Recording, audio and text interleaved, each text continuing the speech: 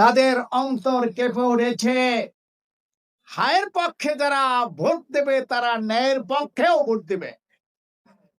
এই জন্য তারা বলছে হায় মানে ভোট দেওয়া মানে দেশের শহীদ দিবস থাকবে না, 26শে মার্চ থাকবে না, এই 16ই ডিসেম্বর থাকবে না, বিসমিল্লাহ থাকবে না।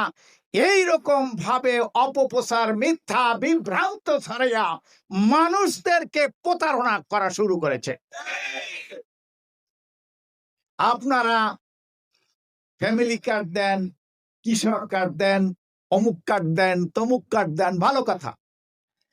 আপনাদের সাথে যে তাদেরকে চাঁদাবাজ তৈরি করেছেন, কোনো কর্মসংস্থানের ব্যবস্থা করতে পারেন নাই, এই কার্ডগুলা তাদেরকে দিয়ে জীবনের রুটি নিয়ে বেঁচে থাকার মতন ব্যবস্থা আপনারা করতে পারেন না।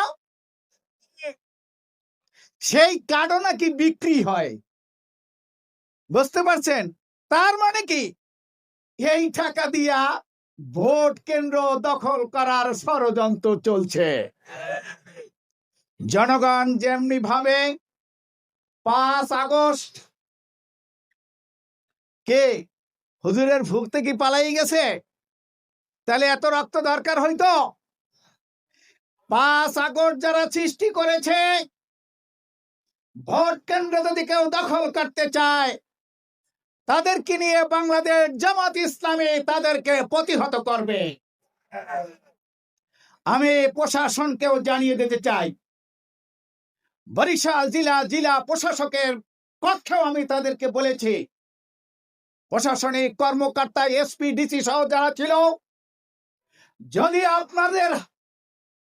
যদি কোনো দিকে যদি জনগণকে বাদ দিয়ে কোনো দলের দিকে যদি ঝুঁকে যান, আর যদি জনগণের অধিকারকে নিয়ে যদি ছিনিমিনি খেলতে চান, জনগণ যদি ক্ষেপে ওঠে, পালাবার জায়গাও কিন্তু আপনারা পাবেন না।